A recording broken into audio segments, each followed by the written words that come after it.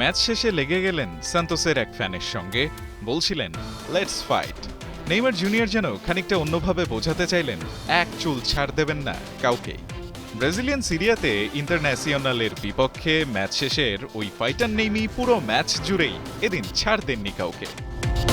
কখনো ট্রিকারিতে প্রতিপক্ষ ফুটবলারদের বিভ্রান্ত করেছেন, আবার কখনো বা মাঠে তার মুভমেন্ট রিড করতে না পারায় মেজাজ হারিয়েছেন সতীর্থদের ওপর। একবার তো গোল করে ফেলেছেন ভেবে উদ্দাম উদযাপনে লাথিতে ভাঙলেন কর্নার ফ্ল্যাগ। ইন্টারন্যাশনালের বিপক্ষে নেইমার ছিলেন এমনই ফুল অফ প্যাশন।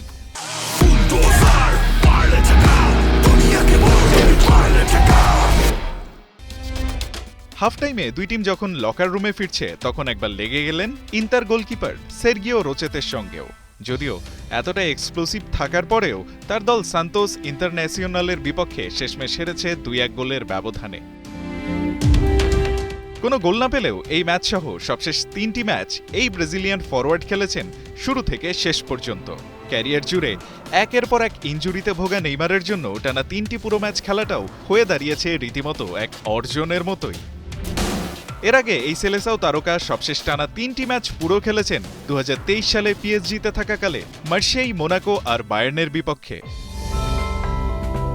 এই সেলেসাও তারকা ক্লাব ওয়ার্ল্ড কাপের আগে সুযোগ থাকার পরেও সান্তোস ছাড়েননি বিশ্বকাপের আগে ফিট হয়ে ওঠার জন্য, যাতে ব্রাজিলের জার্সিতে রাঙাতে পারেন 2026 ওয়ার্ল্ড কাপ। তাই নেইমারের টানা পুরো ম্যাচ খেলা যেন তার ফিট হয়ে ওঠার ইঙ্গিতই দিচ্ছে কে না জানে।